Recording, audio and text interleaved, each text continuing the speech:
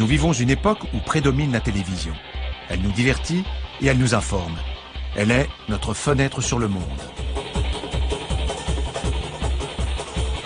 Mais une révolution transforme la télévision. Elle ne concerne pas ce que l'on y voit, mais ce dont elle est faite. Bienvenue à l'écran plasma. Pour fabriquer un écran plasma ultra plat, on doit maîtriser une force cosmique fondamentale. L'écran de verre est rempli de gaz, mais pas n'importe quel gaz. C'est le gaz qui engendre les aurores boréales dans la haute atmosphère terrienne. C'est le gaz qui illumine et strie les cieux avec des éclairs plus chauds que la surface du Soleil. On le nomme plasma. C'est cette mystérieuse substance générant ces merveilles naturelles qui constitue l'ingrédient secret des écrans de télévision ultra plats. Mais comment ça marche?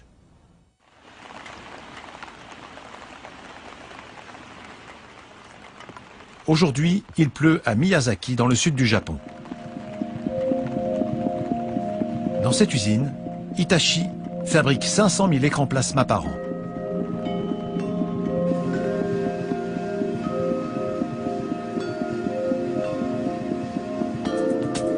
Cela ressemble à un écran de télévision ordinaire, mais à y regarder de plus près, on ne voit pas une, mais deux plaques de verre fixées l'une à l'autre. Le secret de la production des écrans plasma ultra plats réside dans ce qui se passe entre elles.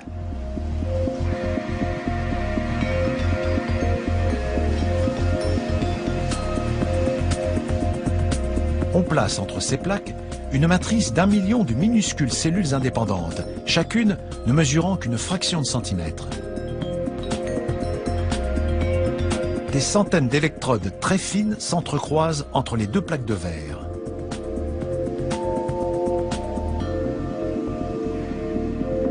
Leur but est de créer un champ électrique pour charger un mélange de gaz inerte dont on remplira bientôt ces cellules.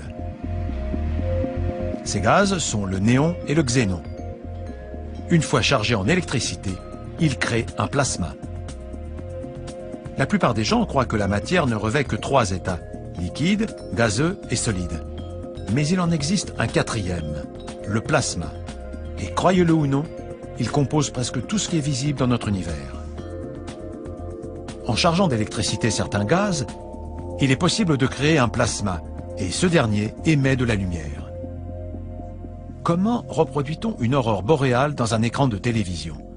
Tout d'abord, il faut le remplir de néon et de xénon. Ce minuscule tube de verre est fixé sur le dos de l'écran par un bras robotisé. Grâce à ce tube, l'air est évacué et le cocktail de gaz est injecté dans l'écran.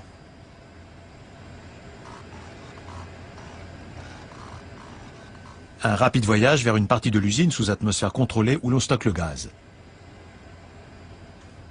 Ici, chimie et mécanique travaillent de concert. Les écrans sortant de la cabine sont chargés en gaz, mais un problème demeure. Le néon et le xénon injectés ne produisent que de la lumière ultraviolette invisible à l'œil humain. La solution ? Une autre astuce chimique. Chaque cellule a été alternativement recouverte d'un composant chimique rouge, vert et bleu, appelé luminophore.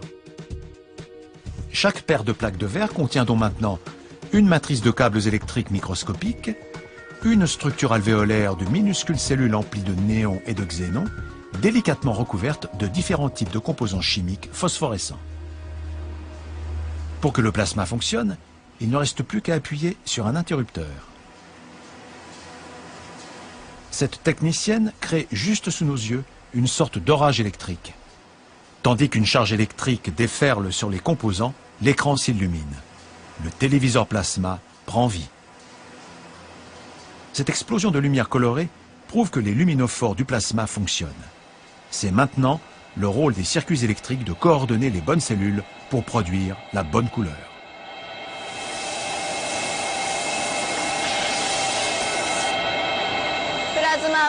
Le plasma peut identifier 1 million de couleurs. C'est plus que la capacité de l'œil humain.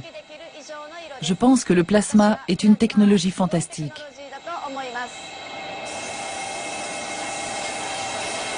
Mais un écran qui fonctionne au gaz et à l'électricité pose des problèmes particuliers. Dans une télévision ordinaire, il faut éviter les circuits électriques défaillants. Dans un écran plasma, on doit éviter les fuites de gaz. Les écrans passent donc par la salle de vieillissement.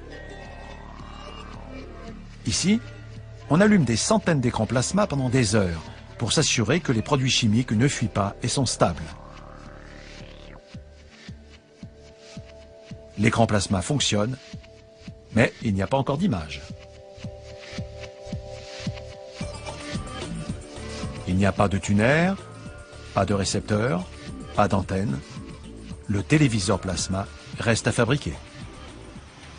Créer du son et de l'image implique des milliers de composants différents. Approvisionnés par des bobines de plastique, ils sont soudés à très haute vitesse sur des circuits imprimés.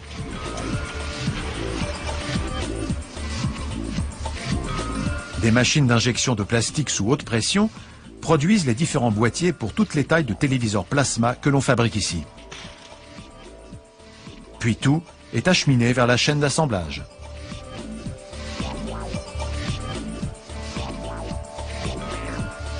Les circuits imprimés qui contrôlent le signal, l'alimentation, les formats et les tuners sont tous placés à l'arrière du téléviseur.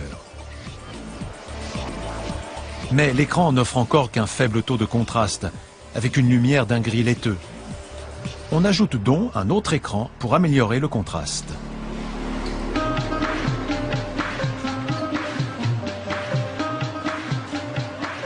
Puis à nouveau, tout est vérifié. Les mires de barre assurent que tous les téléviseurs produisent les bonnes couleurs et le bon noir et blanc plutôt qu'un gris fade. On teste la précision, les formats et les fonctions. Au moins, ces ouvriers voient-ils l'écran des téléviseurs. Ce n'est pas le cas du pauvre Satoshi Maruono. Cela ressemble à une stridulation cacophonique, mais pour l'oreille exercée de Satoshi, les couinements et les grincements indiquent le bon fonctionnement du téléviseur. Certains tests nécessitent un processus hautement technologique. Il repère les vis mal serrées. Satoshi voit défiler le dos de centaines de téléviseurs tous les jours et il préférerait en voir l'écran. J'adore tellement la télévision que j'en fabrique pour gagner ma vie. Je n'ai pas encore de téléviseur plasma chez moi, mais je rêve d'en posséder un.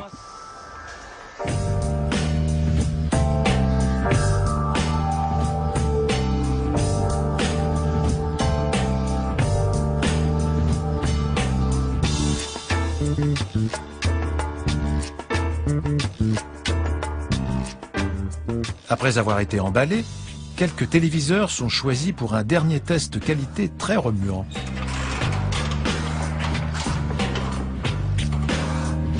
De temps à autre, un téléviseur est prélevé sur la chaîne et soumis à une visite dans la chambre de vibration.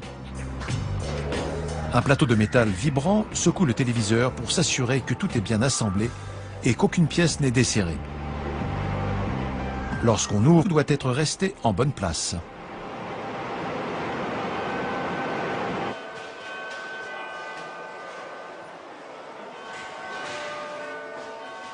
Tandis que la journée de travail s'achève, les téléviseurs sont chargés dans des camions pour être expédiés dans le monde entier. Les cartons s'empilent et le plasma cosmique est en route pour nos salons.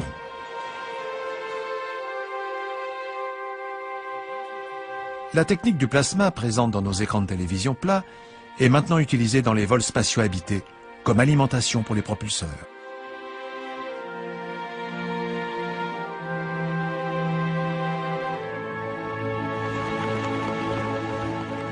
Dans l'usine japonaise, la journée de travail est terminée et les ouvriers ont laissé les écrans plasma allumés pour rêver silencieusement aux aurores boréales en technicolor.